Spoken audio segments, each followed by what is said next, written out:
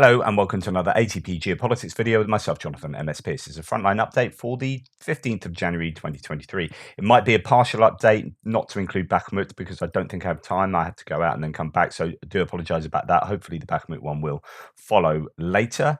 Let's have a little bit of overnight news, and first port of call is, as ever, the Ukrainian release figures for the Russian losses for the day before. Take these with a pinch of salt, accuracy, propaganda, but the Russians don't produce an equivalent, so there you go. These are indicative. 630 liquidated personnel, so that's an uptick. 2 tanks, not too many. 10 APCs, armored personnel carriers. 4 artillery systems. 5 drones. 26 cruise missiles. That's obviously reflective of the fact that there was a cruise missile attack yesterday, and 1 piece of special equipment. Not sure what they are. But yeah, so I guess slightly lower on the equipment front. The 630 liquidated personnel is a slight uptick, could be as a result of activities going on in the Bakhmut area. Okay, there's been an awful lot of talk, an awful lot of footage, or an awful lot of discussion about the cruise missile hit on Dnipro. This is a huge, hugely horrible scene. There are 20 confirmed dead, something like 37 still missing under the rubble, so it could well be a death toll of up to 60. Horrific, and lots of calls that, this is a war crime, this is terrible, etc., etc. And I would tend to agree with that. The Russian narrative to counter that is one that this was actually an air defense missile, or it was the missile taken down by the air defense missile. The problem is there is a bit of evidence to support that, which was Arestovich last night saying that this missile was shot down by Ukrainian air defense, and everyone was going up in arms that a Ukrainian spokesman could say that. But it also, the weirdness of it also doesn't appear to be true. So I don't know what Arestovich was doing saying that, and loads of people have come up and absolutely slammed Arestovich, because then that feeds the Russian propaganda machine. I've had people on my thread saying, "Isn't this a war crime because it's shot down by a Ukrainian missile?" So this painful news. Lots of young people involved in the casualties here as well. It really is a pretty horrific scene. Now, the Ukrainian Air Force denies Arestovich's claims that the Kh-22 missile, which exploded in Dnipro, was taken down by air defense. Ukraine has no means to do so. And I'll also talk about some video footage that sort of refutes this. On January 14th, 2023, 5 Kh-22 missiles were fired over the territory of Ukraine from 5 Tu-22 M3 long-range bombers from the Russian Air Force. The launches were carried out from the Kursk region and from the Sea of Azov waters. One of the Kh-22 missiles launched from the Kursk region hit a high-rise building in the city of Dnipro. The approximate launch location, altitude, and flight speed were detected by radars. There is no doubt it was a Kh-22 missile. The armed forces of Ukraine have no weapons capable of shooting down this type of missile. Since the beginning of Russia's military aggression, more than 210 missiles of this type have been launched at the territory of Ukraine. Not one was shot down by anti-aircraft defense. The weight of the Kh-22 warhead is 950 kilograms. The maximum range is up to 600 kilometers. So, first of all, there are some people saying, well, this is a SAM, this is like an S-300 surface-to-air missile. No, I mean, that wouldn't do that damage. This is definitely a cruise missile bit of damage. Of that, there is no doubt. So this certainly fits in with what the Air Force is saying. When used from long distances, the deviation from the target can be hundreds of meters. Only anti-aircraft missile systems, which in the future may be provided to Ukraine by Western partners, we are talking about such systems as Patriot, PAC-3, or SAMP-T. They do have one SAMP-T, but I think it's around the Kyiv area, are capable of intercepting these air targets. Please pay attention to the official statements of representatives of the Air Force, the Ministry of Defense, the General Staff, types of branches of the Armed Forces of Ukraine, and check any loud messages that are reproduced from other sources. Information is a weapon. This is a really strong message to say, no, this isn't what happened. In fact, there is video footage. I'll try and show it in an extra if I have time to do an extra. There's video footage taken of this building from the distance that shows only one explosion, and it's on this building. There's no secondary explosion of the building and a primary explosion up in the air. There's just one primary explosion, and it's on this building.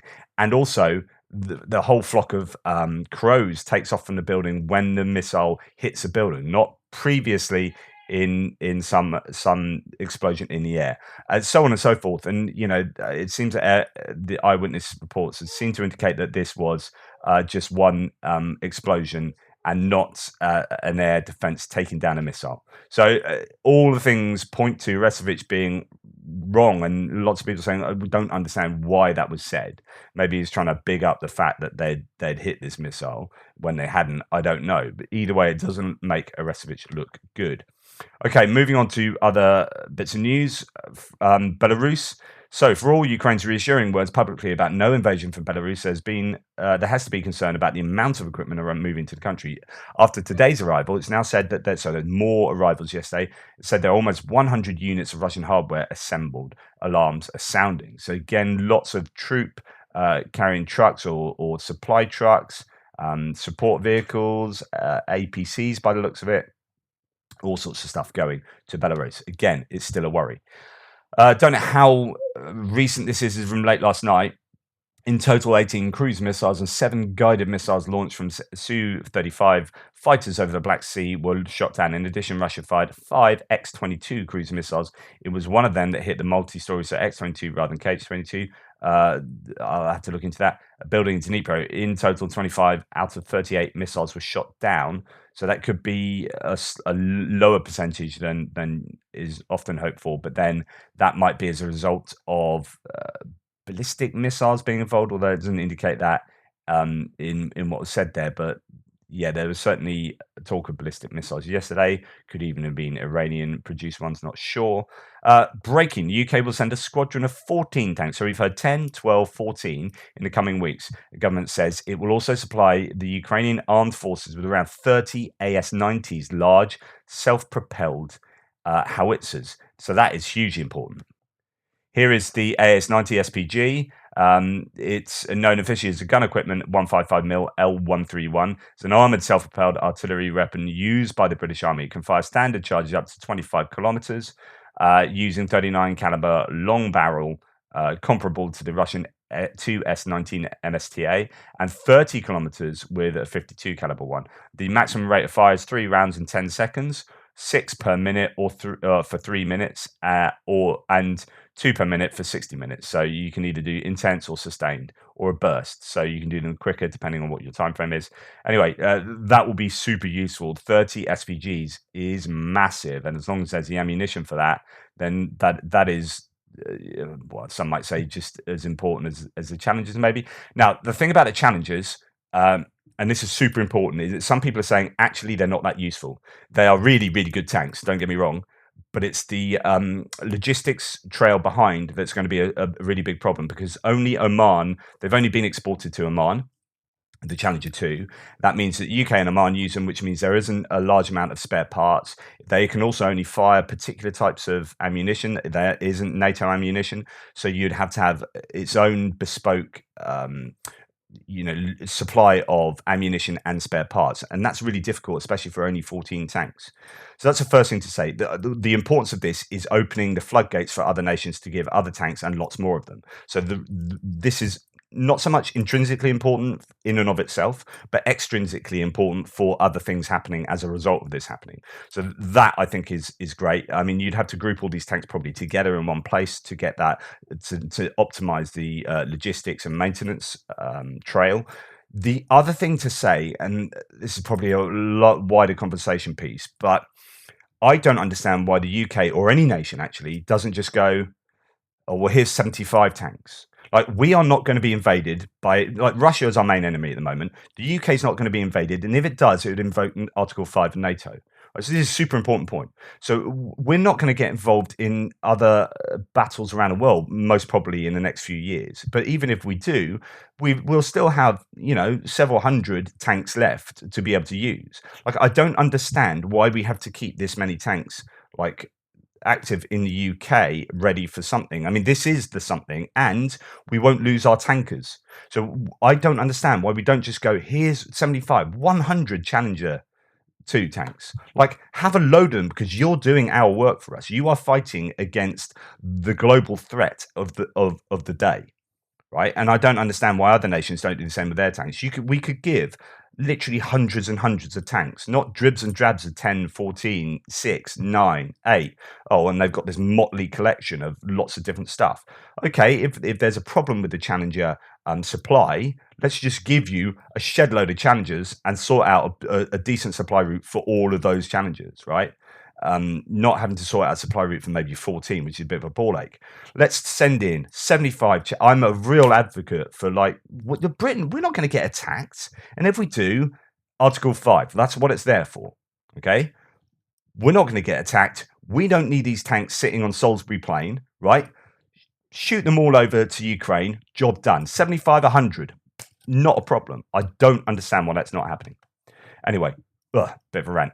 The UK will send Apache helicopters, apparently armed with deadly Hellfire missiles. This has come from the Mirror. Not really sure of this. I would, huge block of salt here, especially as someone says that the type named in this are the Model E, which has only just started to be given. Right, we're only just getting them. We got 16 older Model D ones in storage, so why would we be giving the ones we're literally just receiving at the moment? So I don't know what the source of this is really, and how reliable that is. I mean, it'd be amazing if that's the case, but not sure. Anyway, let's go on to Frontline. We're going to go to the northeast, Kupiansk to Svatove to Kreminna. What has been happening? ISW says Stelmakivka repelled attack there. Ploshchanka Makivka line. There's a lot of offensive operations from the Russians. Ukrainians have shelled Jerelne, and I'll show you where that is. Ukrainian forces have repelled Russian assaults near Ploshchanka, Chervonopipivka, and Kreminna itself. So the one in Kreminna is important because, let's first sort of indicate where the repelled attacks and activities have been. Stelmakivka, nothing unusual. That's there every day. We haven't really heard about Kuzmivka, lots of places around the west of Svatove and northwest of Svatove itself. But there you go. Let's put on all the roads here. So that seems to have gone a little bit quiet. And then we're talking about Makivka down to Ploshchanka. This area seems to have some heavy activity with repelled Russian attacks, so same as Chervonopipivka. And also we have a lot of talk about Kreminna itself. So if there is, as I say here, if there are repelled Russian attacks from Kreminna, that means the Ukrainians are close to Kreminna. That's a really interesting nugget to throw in for the general staff has said. So yeah, I think there could be a lot of fighting in Ukraine. However, what I've just seen this video, which is, okay, verification, none. Is it Torska? Don't know. It looks like just any generically destroyed place in Ukraine. But if this is A, Torska, and B, very recent, as in the last day or so, you've got artillery landing in Torska with someone driving down a road and asking for trouble there. Goodness. And Torska is quite far back, right? This is here. So are the Russians still, hitting Torska? Is this a little place near Torska? Is it somewhere over here? What does that signify? Does that signify that the Russians are further to the west? I mean, there has been this toing and froing in this area just north of the forest, north of Dubrova, between Torska and Kreminna. This whole area has been grey for an awful long time, and I've been reticent to actually throw down definite lines, but there you go. What else can be said? Null report says I can be brief about Kreminna. A lot is happening, but silence has been asked. Then I respect that. So that is interesting.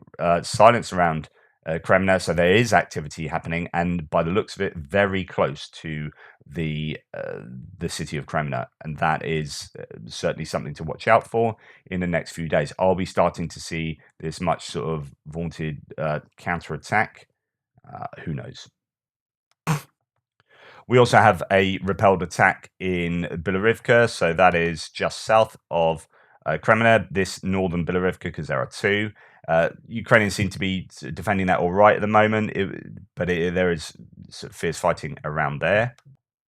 As we skip down south, we're going to miss out Bakhmut. I'll hopefully, as I say, do an extra video on that. It requires its own video, really, and I'm struggling for time. So we come to Avdivka, and again, not a lot of detail out of, well, basically anywhere other than Solidar. It's almost as if it's exploiting the information space, but possibly also taking all the effort. They are possibly Russian and Ukrainian troops have been moved from other areas to go and support the Solidar and Bakhmut axis.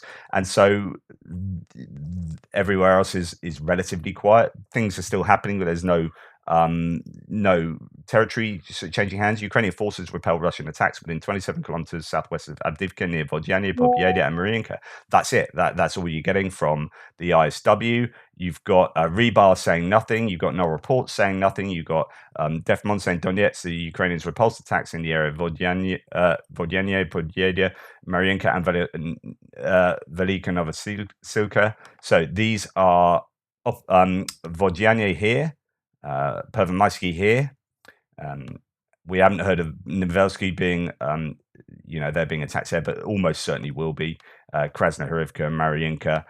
Certainly in Marinka, I'm assuming places like Krasnohorivka will see some kind of activity. Pobyeda as well, as the Russians try to bypass Marinka to encircle it, as they do with Bakhmut, or as any force would try and do with any major settlement, really. Doesn't make a lot of sense to hit them head on. Seems to be very quiet. Novomykhailivka, Pavlivka and Vuhledar quiet, Mikilska quiet, and then we come over to Velika Novosilka, where there is a repelled attack there that's been going on. So it's flared up again over the last week. So activity there, but nowhere else really on the front lines. Zaporizhia, Kherson. In fact, limited information about HIMARS attacks. There are some HIMARS attacks up in the Luhansk area, but I don't know the details of those attacks. Only that several places are hit. It'll be the usual, and until something major is hit and you get big news about losses of equipment or personnel, I'll just leave it at that.